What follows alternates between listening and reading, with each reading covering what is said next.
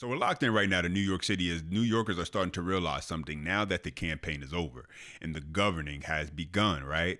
And in just the opening stretch of Zoran Mamdani's time as mayor, the signals are already there. And not in his speeches, not in the slogans, not in him pretending as if he was briefed about Maduro and Venezuela, but in who he's hiring, what he's prioritizing, and the bills that are quietly being lined up. For starters, he installed a woke progressive renters' right activist as his top housing enforcer. While at the same time, ladies and gentlemen, the city is warming the runway for policies like COPA, a law that reshapes who gets first dibs over private property sales. Oh yeah, and that whole free buses thing, not looking so good right now either, as subway and bus fares just literally increased in price.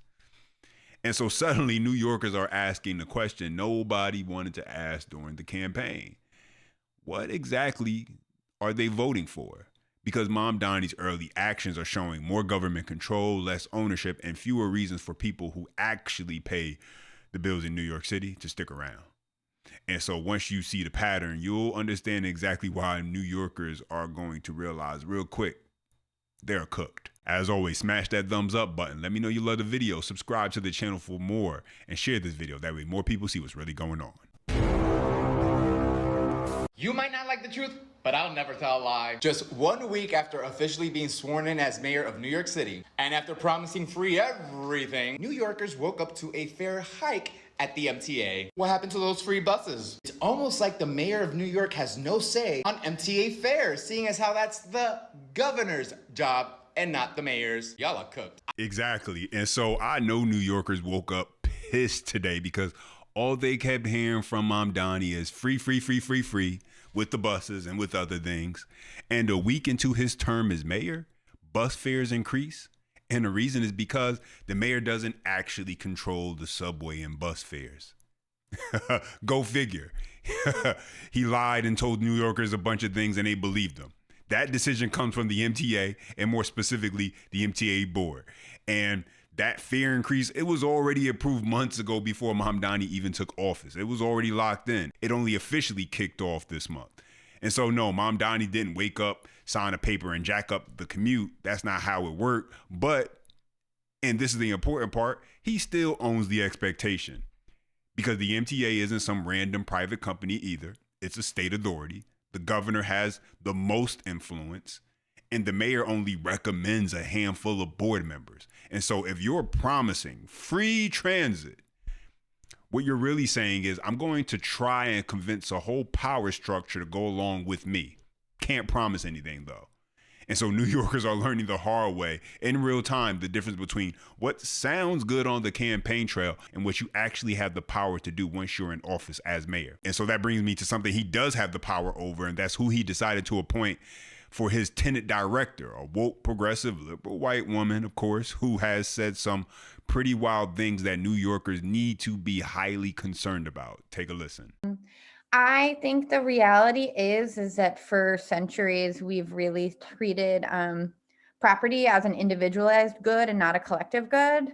And we are going to transitioning to treating it as a collective good and towards a model of shared equity will require that we think about it differently. And it will mean that families, especially white families, but some POC families who are homeowners as well, are going to have a different relationship to property than the one that we currently have. Yeah, very rarely do you find someone ugly on the inside and the outside. And I have no problem saying that this person is a racist bitch. How many examples do you need to show that these people hate you and that you are a target? They see you as expendable. She said especially white families. So she was saying, we're going to target white people and change your relationship with homes. This is like, we get it. The American dream is difficult, but she's saying the American dream is evil. This is a person who might be your neighbor one day, your executioner the next. And you say, oh, that's going a bit too far. This is a person who is okay with coercion. And this is why I said the minute Mamdani got elected, we weren't going to have to wait long to see how cooked New York City really is. Not from the speeches, not from what he posts on social media, but from who he puts in positions of power. because who he puts in positions of power is a big deal. Personnel is policy, and we're seeing it firsthand, ladies and gentlemen, how he installed this woke, progressive, liberal white woman. Many critics say built her entire career using housing policy as a weapon. Not to build, not to stabilize, but to punish property owners, apply pressure, and turn enforcement into activism. And here's where things get really interesting. Because while these people love to lecture everyday hardworking Americans about more equality, the New York Post just reported that her own mother owns a $1.6 million home in Tennessee. Give me a break. Let that sink in for a second. Home ownership is evil until your family owns property. And Mamdani doesn't see property owners as partners. He sees them as targets. And once you understand that, this next move makes perfect sense, ladies and gentlemen. It lines up perfectly with what's been waiting quietly in the background. I'm talking about COPA, the Community Opportunity Purchase Act. Get this, ladies and gentlemen. This is a law that regulates who property owners can sell to. Take a listen. New York City's COPA law that everyone's about, let me tell you how it works. Step one, you have to decide that you're going to sell your building. Hold on, you can't list it publicly yet. Step two, you notify nonprofits to see if they want to buy it. They then have a 30-day window to tell you if they're interested or not. If you don't, it's a $30,000 fine. But here's the bad news. If they are interested, they have up to 120 days to give you an offer. Now, if you don't want to accept that offer, that's when you could put it on the open market. If you put it on the open market and you get an offer that you absolutely love, you then have to offer it back to the city at that same price, causing tremendous delays in the closing process, which inevitably leads to dead deals. If you look at a crashing industry, well, this is the perfect way to do it. Pass COPA now! Pass COPA now! That's the sound outside City Hall Thursday, where dozens of housing advocates, tenants, and community leaders are demanding City Council pass the Community Opportunity to Purchase Act, COPA! Known as COPA. COPA would give nonprofit and community-based groups the first chance to buy apartment buildings before big investors do, a way to keep homes affordable and curb real estate speculation. The law is modeled after similar programs in San Francisco and Washington, D.C. Tenants, like myself, are left fighting. Among those rallying for the bill, Denise Clay, a resident of 287 Prospect Avenue in South Slope, Brooklyn. She says she's fighting to stay in the place she's called home for years. Tenants need solutions, not problems. Just because the tax abatement has expired doesn't mean that we all now suddenly are eager to move. We've put in roots where we live. We've helped build these communities. She says her building once received a tax abatement, but after it expired, tenants found themselves at risk of losing their homes. For residents like Clay, COPA could be life-changing. The passing of COPA would be a step in the right direction for tenants like myself. Essentially, it would help know that our city has our back in working to preserve our affordability and to create, basically stable, secure housing that's long-term. We want to just set the record straight about what this bill does. Deyanira Del Rio is the executive director of the New Economy Project. She described COPA's potential impact. What it does is really give a small number of vetted, qualified, mission-driven, affordable housing groups, including community land trusts, a first opportunity to bid on certain multifamily buildings when a landlord puts it up for sale. And for folks like Clay, COPA could let nonprofits jump in first to buy her shaky building. That might keep her rent from shooting up now that her tax break is gone, but would still depend on who wins the bids and what the city says yes to. It would be a total game changer if COPA passes today. In Lower Manhattan, Corey McGinnis, Pix 11 News. All right, let's slow down and just actually use some logic and think through this whole COPA thing, because once you do, the whole thing collapses under its own weight. They're selling it as community opportunity, as fairness. They're trying to sell it as protection, right? That's the whole thing. But in reality, COPA does one very simple thing.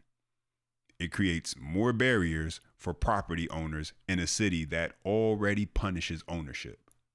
And that's not my opinion. That's just the simple math. New York already has one of the most overregulated housing markets in the entire country. High taxes, heavy compliance, slow approvals, constant enforcement pressure, right? I mean, the list goes on. And so to then pass a law that adds more red tape, how is that going to work out for you? Under COPA, you don't just decide to sell your building anymore. No, you have to notify the city. You have to give city-approved nonprofits the first look. You have to sit through mandatory timelines. And even if you line up a private buyer, that deal can still get delayed or matched. How is any of this a good thing if you make it harder to sell? How does creating more friction, more delay, and more uncertainty produce more housing? It doesn't. What it does is produce paralysis. But once you connect that Mamdani's early hires, the woke activists who view ownership itself as the problem, the direction becomes obvious. This is not about fixing housing. It's about who controls it. And so now I want you to listen to this exchange between a socialist survivor from Venezuela and Mamdani voters, and listen to how they try and rationalize socialism with someone who actually lived and suffered through it. Take a listen. Are you excited about the socialist program? Good to give it a shot. I'm for it all the way. It has so many policies that I believe in. This is my friend Daniel, who escaped Venezuela. Action. Did you vote for Zoran Mamdani? Of course. Yes. Yeah. I canvassed for him. The young people support him. Mamdani's cool. Are you at all worried that he is a socialist? Not really. I think socialism is actually really good for society. I'm a professor. At NYU, I'm assuming. Yes. Are you familiar with how socialism worked out in other countries historically? Just because it didn't work out so well in other parts of the world doesn't mean it won't work out well for New York. I actually have a friend of mine here who fled Venezuela. He is a living product of socialism not working out in other places. Came from Venezuela 9 years ago. It's the only country that was ever destroyed by socialism and democracy. Venezuela, y'all got a lot of other problems to deal with. The problems were caused by the socialist policy. My family went from making $2,000-3,000 a month 20 years ago to $100 a month in 2016. That was because the government gave everything you can imagine for free. We went from being a normal middle-class family with a car, and then no electricity, no water. Mamdani actually thinks that Maduro was not a dictator, and 10 years ago he actually praised our rigged elections. What specific socialist policies do you think led to that? The government took over people's businesses, farms, grocery stores, factories. Do you support the proposal of government grocery stores? Of course I do. There was very little supply of chicken, toilet paper. There was a line for blocks and blocks for a grocery store. It's all about money, my friend. Corruption. Wait, what do you think the grocery store sells you food? For charity or for money? For money. That's not a bad thing. What happened in Venezuela isn't going to happen here. The policy is more focused on helping people out. Every politician would promise to help the people. Socialism is the government owns and controls the means of production. That is the companies, the businesses. Like Mamdani says, the government will own the grocery store. 9 million of us escaped our country. It's the largest refugee crisis in the world. Crazy. Wow. There is a lot of opportunities to use the wealth of New York to help everyone else. You know, they have tried that in the Soviet Union, from where my parents and my grandparents are from. All they remember of grocery stores is empty shelves. Zoran Mamdani himself said that his goal is to abolish private property. All of it. He's going to take everything. We can establish community land trusts to gradually buy up housing on the private market and convert it to community ownership. You want to live in a public housing? No. New York City builds less total housing units than Austin, Texas, a city that is 1/8 of the size of New York. We need a change. But then the change that we need is one that increases the supply of housing, right? Not that one that will decrease it like Mamdani. And I fear that what happened in Venezuela, Maduro, president that was originally democratically elected, decided to give everything away for free, take people's businesses, for the workers, and then it all went bankrupt and became very poor. Over 62% of young people and 66% of Democrats support socialism nationwide. The Democratic Socialists of America, Yeah. have you heard of them? Mamdani is a part of it, right? Yeah. The DSA went to Venezuela just last year to support the dictator and say that he won the election that he didn't. I had no idea. No, I did not know. Do you think we should be supporting dictators like that? Oh, no. Government rent control, it's going to stop people from renting apartments because they're not going to be able to profit. There are going to be fewer apartments for rent, and then we're going to have less opportunities to actually live. That's a good point. I agree with that. Okay. I understand more about socialism now for sure. Since we have had more free markets and capitalism in the world, billions of people have been lifted from poverty. And that every country that has attempted socialism, Venezuela, Cuba, the Soviet Union, North Korea, Eastern Europe, many countries in Africa, all of them became poor. You've been through it in Venezuela. Yes. Why don't you move out of New York? I already did, actually. Oh, then awesome. Why do you care? Well, I already moved out of my country, too. You think people should just keep moving out as socialists destroy their countries and their I mean, cities? if you don't like the policies that the government's in power are doing, then yeah. I think my opinion might have changed a little bit. I'll be doing more research. Thank you for sharing. Well, I heard a great quote about socialism, which is, it's really a great system until you run out of spending other people's money. With the rise of socialism in America, it's more important than ever that we have these conversations. Yeah, wow, ladies and gentlemen, wow. And unfortunately, my opinion, I don't think you can change the minds of people like that. I think that they have to experience it firsthand. And so that's essentially what New York City is becoming. It's becoming an example. It's going to become a shining example of exactly what it looks like when you allow Democrat socialist policies to kind of just run wild in the city if Mamdani's able to do everything he really wants to do. And we're seeing the pieces be put in place by who he is appointing in certain positions. And listen, really, on a broader scale, this really just ends up being good news for Republicans and conservatives. There's no better ringing endorsement than watching Democrat policies fail in a major city like New York City, if any city, looking at New York, to show people who may be in the middle exactly what happens when you put your trust in the Democrat Party. And so we'll wait and see how all of this ends up turning out. But let me know your thoughts on this. Drop your comments down below. As always, smash that thumbs up. Let me know you love the video. Subscribe to the channel for more and share this video. That way more people see what's really going on. Until next time.